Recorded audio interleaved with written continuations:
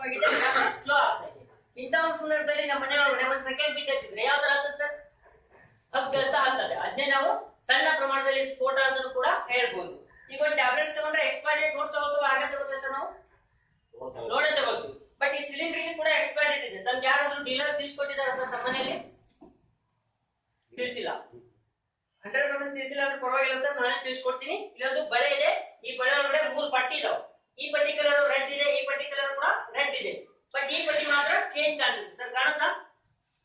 ಹೌದು. ಚೇಂಜ್ ಇರ್ತಕ್ಕಂಥ ಪಟ್ಟಿ ಕಲರ್ ಒಳಗಡೆ B16 ಅಂತ ಇದೆ. B16 ಅಂತ ಹೇಳಿದ್ರೆ ಏನಂತ ನಮ್ಗೆ ಗೊತ್ತಾಗಲಿಲ್ಲ ಸಾಮಾನ್ಯವಾಗಿ. ಯಾಕೆ ಅಂತ ಹೇಳಿದ್ರೆ ಇದು ABCD ಅಂತ 4 ಭಾಗ ವಿಂಗಡಣೆ ಮಾಡಿದ್ದಾರೆ. A ಅಂದ್ರೆ 3 ತಿಂಗಳ, B ಅಂದ್ರೆ 6 ತಿಂಗಳ, C ಅಂದ್ರೆ 9 ತಿಂಗಳ, D ಅಂದ್ರೆ 12 ತಿಂಗಳ. ಒಂದು ವರ್ಷಕ್ಕೆ 12 ತಿಂಗಳ ಬರ್ತವೆ. ಅವನೇ ಕ್ವಾರ್ಟರ್ಲಿ ಡಿವೈಡೆಡ್ ಮಾಡಿದ್ದಾರೆ. ಬಟ್ ಇದರಲ್ಲಿ ಏನಿದೆ B ಅಂತ ಹೇಳಿದ್ರೆ ಜನವರಿ ಫೆಬ್ರವರಿ ಮಾರ್ಚ್ ಮೊದಲನೇ 3 ತಿಂಗಳು, 3 ರಿಂದ 6, ಏಪ್ರಿಲ್ ಮೇ ಜೂನ್. ಹೌದು ಸರ್. ಇದು ಹಾಗಾದ್ರೆ 6ನೇ ತಿಂಗಳು ಅಂತ 2016 ವರೆಗೂ ಬರುತ್ತೆ ಅಂತ. ಈ 16 ಬದಲಾಗಿ 15 ಬಂದ್ರೆ ತಗೊಂಡ್ರೆ ಸರ್ ತಗೊಳಂಗಿಲ್ಲ. ಯಾಕೆ ಅಂದ್ರೆ 1, 2, 3 ಭಾಗದಲ್ಲಿ ವೆಲ್ಡಿಂಗ್ ಆಗಿರುತ್ತೆ. ಈ ಸಿಲಿಂಡರ್ ನ ಕೊಟ್ಟು ಕೊಟ್ಟು ವೆಲ್ಡಿಂಗ್ ಪವರ್ ಸ್ಟ್ರೆಂತ್ ಅನ್ನ ಕಳ್ಕೊಂಡಿರುತ್ತೆ.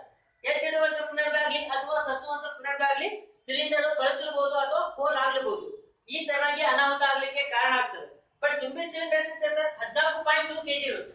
ಇದರಲ್ಲಿ ಏನಾದ್ರು 1 kg ಹೊರಗಡೆ ಬಂತು ಅಂತ ಹೇಳಿದ್ರೆ ಸಾರಿ 1 kg ಹೊರಗಡೆ ಬಂತು ಅಂತ ಹೇಳಿದ್ರೆ ಒಂದು ಕುಂಟೆ ಕವರೇಜ್ ಮಾಡೋಷ್ಟು ಕೆಪಾಸಿಟಿ ತುಂಬಿ ಸಿಲಿಂಡರ್ ಇರುತ್ತೆ. ತುಂಬಿ ಸಿಲಿಂಡರ್ ಏನಾದ್ರು ಲೀಕ್ ಆಗುತ್ತೆ ಅಂತ ಹೇಳಿ ಒಂದ್ ಕಡೆ 16 ಗುಂಟೆ ಕವರೇಜ್ ಮಾಡುತ್ತೆ. 1 kg ಏನಾದ್ರು ಹೊರಗಡೆ ಬಂದ್ರೆ ಒಂದು ಟ್ರೈನಿನ ಬೋಗಿಯನ್ನ ಉಡಾಯಿಸೋ ಕೆಪಾಸಿಟಿ ತುಂಬಿ ಸಿಲಿಂಡರ್ ಒಳಗಡೆ ಇರತಕ್ಕಂತ 1 kg ಇರುತ್ತೆ. ಈಗ ನಾವು ಇಲ್ಲಿ ಆನ್ ಮಾಡಿ ಬಿಟ್ಟಿದೆ ಸರ್, ಅವಾಗಲೇ ಉಫ್ ಅಂತ ಉದ್ದಿ. ಎಷ್ಟು ನಿಮಿಷ ಆಗಿರುತ್ತೆ ಸರ್? 2 ನಿಮಿಷ.